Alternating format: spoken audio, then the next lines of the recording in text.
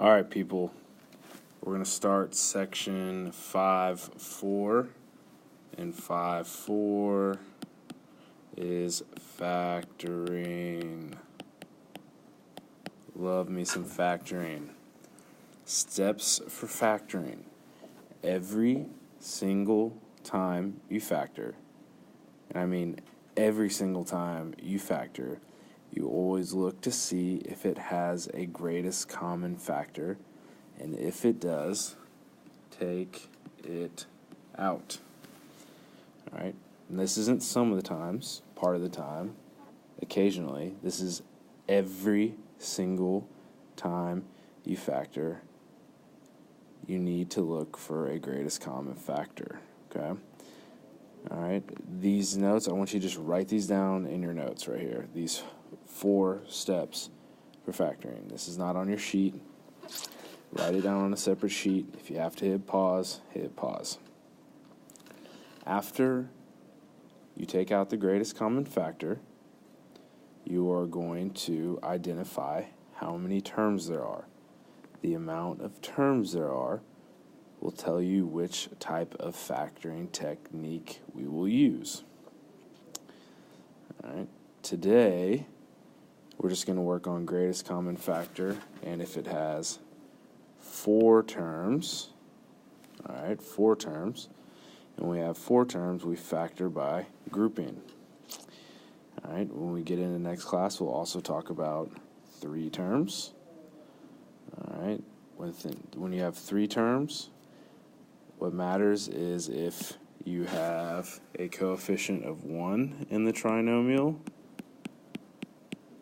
All right, coefficient of 1, which would be this example right here, coefficient of 1 for A. Okay, and if A is greater than 1, so let's say A was 2x squared plus 3x plus 1, you would do a factoring technique called the AC method. Now, it's not the only method, but it's the one we're going to do so that we're consistent and everyone is doing the same thing. Last, you will look to see if it has 2 terms. If it has 2 terms, you're going to be looking for difference of squares. Then you'll be looking for, after that, you will be looking for difference of squares. I'll write that down. Difference of squares. And then you will also have sum of cubes, and you'll have difference of cubes. All right, you will not have sum of squares. Sum of squares does not exist. It does not work. There's no such thing as sum of squares. And I will be putting problems that look like sum of squares, but they're going to be no solution because you can't do them, and I'm going to try and trick you. So make sure you know that. Okay? But again, today we're just going to go over greatest common factor and what we do when we're factoring with 4 terms, which is factoring by grouping. All right, on your note sheet, the first thing that you have is finding the greatest common factor of a polynomial. So in your example, you're given this polynomial right here. And in looking at it, you're going to find the GCF, the greatest common factor of all terms. Well, in this case, your GCF would be 4a squared b squared. Okay? 4 is the greatest number that can go into 24, -4, and -16. And a squared is the greatest variable that can go into a cubed, a squared, and a squared. And then b squared same thing, greatest variable and exponent can go into b squared b to the fourth. Right. If you want to, you can write it all the way out and completely factor out each term and look at it from there. We'll go over that in class.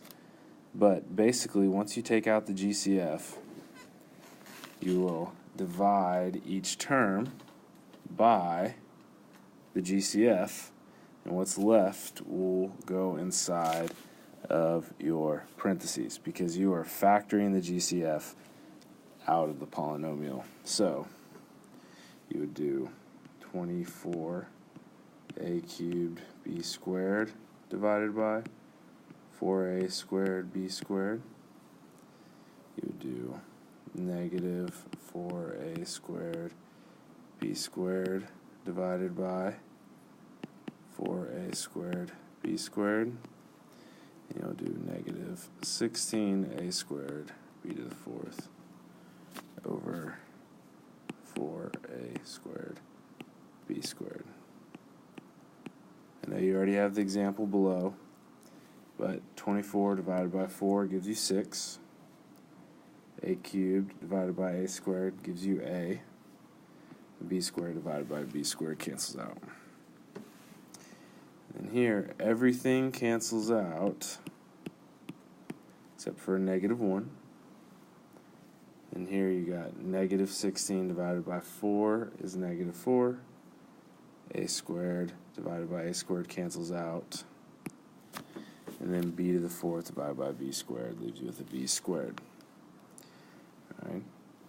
Greatest common factor. So, I'm going to do another example of a GCF problem, greatest common factor problem. Let's say we had 2x y cubed minus 10x. All right. Looking at that, if I broke it all the way down into its factors, which you do not have to do, I would have 2 times x times y times y times y. And then that would be minus 2 times 5 times x. Well, I have a 2 here and a 2 here, so I can take that out. I have an x here, I have an x here, so I can take that out. So that would leave me with a GCF of 2x. And then left inside of my radical would be 3y's. So y cubed and a 5. So that would be minus 5. And that would be that polynomial completely factored out. Right. One way to do it, you don't have to do that. You don't have to do it that way. Another example, let's say I have 6a squared b squared plus 18a b cubed. Well, I know just by looking at it that I can take out a 6 because 6 goes into 6 one time, right? And that 6 goes into 18 3 times. So I know I can take out a 6 here.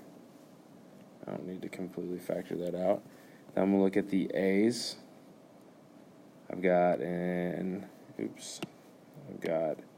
a squared here and a. So that means I can take an a out, but I'm going to have an a left inside here. I already know that I'm going to have a 3 left inside there. And then when I look at the b's, I've got 2 b's and I've got 3 b's. So the most I can take out is 2. And then I'm going to have a b left over here. So I'll write it better. You'd have 6a b squared a plus 3b. Okay? That would be that polynomial completely factored out.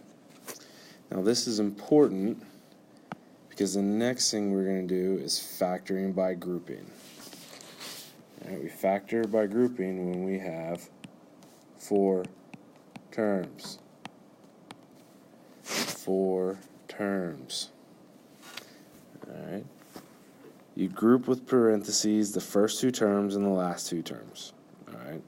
So, as you can see here, you group in example 2, first 2 and last 2 terms in parentheses. You factor out the GCF from each grouping. So, if you look at this first grouping, the GCF would just be a squared. And that would leave you with b plus 3 inside of parentheses. Then you take the GCF out of the second grouping, which in this case would be a 2.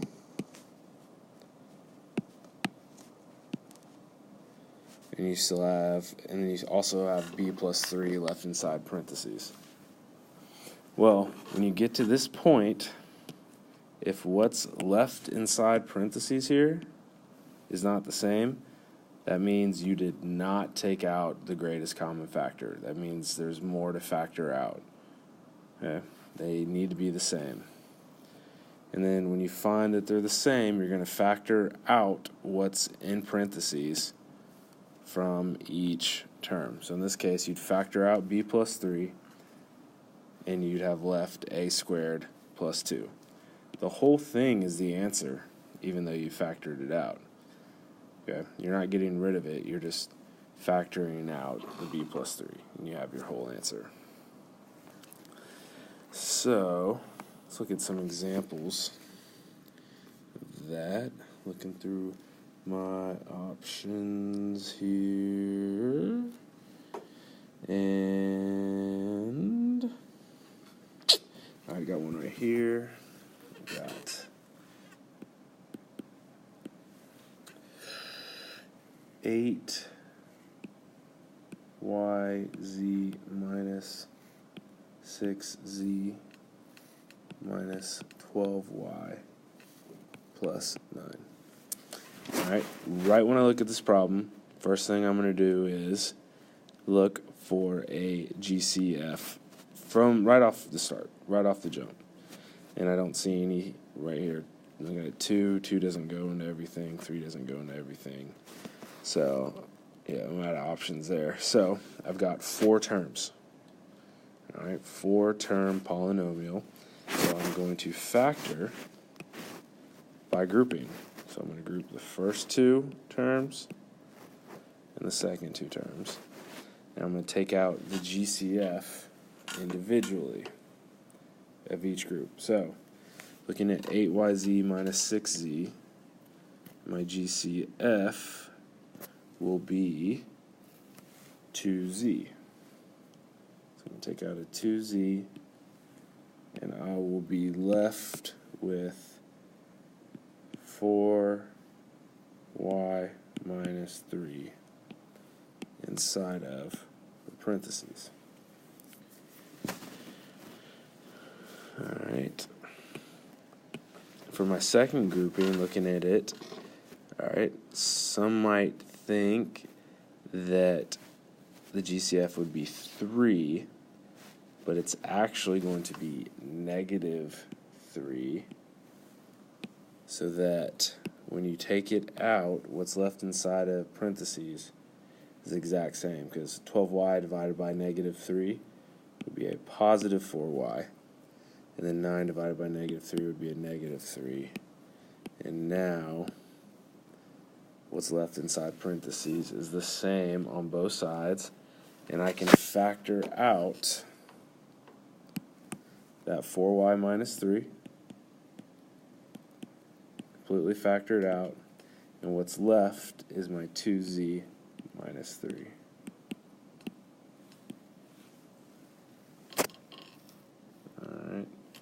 and that will be my solution.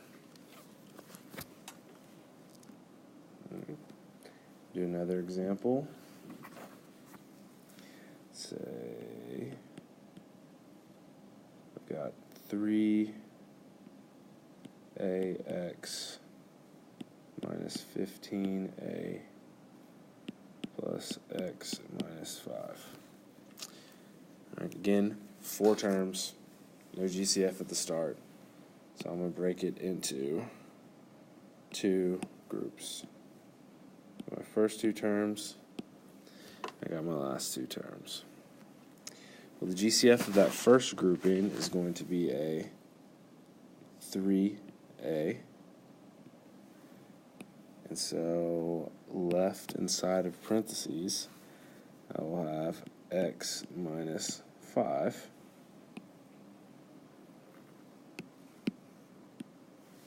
And if I look at my second grouping, it doesn't look like there's a GCF, right? You got x minus 5. Well, whenever you have this situation, what you're going to take out is a positive 1, right? That 1 is understood. There's a 1 there. And that leaves you with x minus 5 inside of the radical still. So you can factor out that x minus 5. And what's left, 3a plus 1. That goes inside of parentheses. That's what's left. And that would be your solution. This is factoring by grouping, 4 terms, all right? So when we get to class, we'll work more on this. And then we will start 3-term polynomials. All right. Good luck.